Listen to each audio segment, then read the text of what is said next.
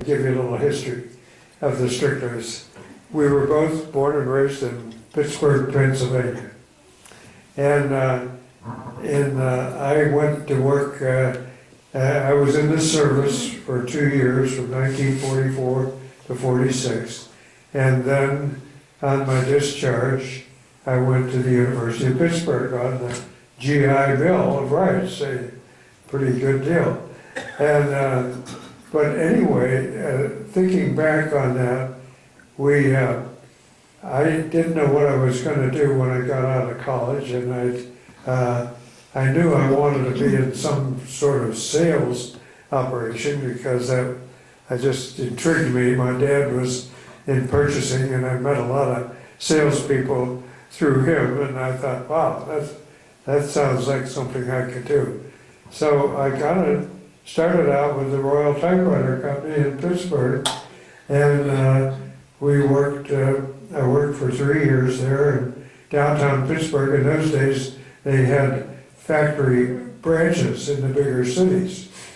And I got to the point where I thought, gee, I'd like to have a dealership or my own business somewhere where I could develop on my own. And I thought,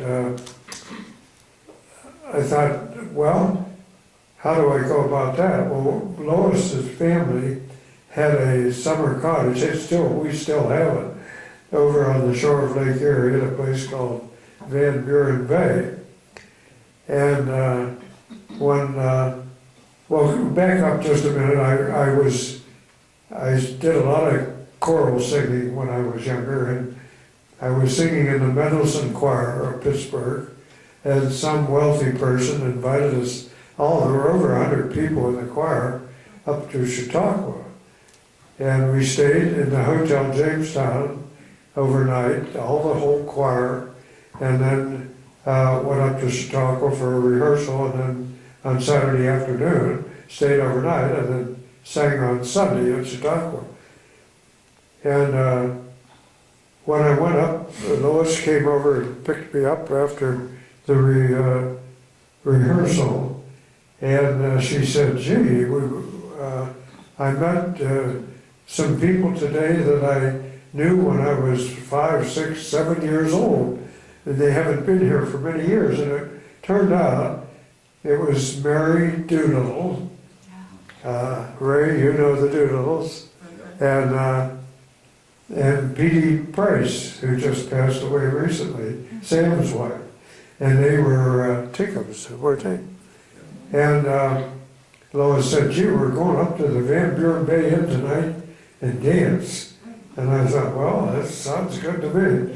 And we got to know Sam and Petey and Morgan and Mary quite well, and spent many happy days with them.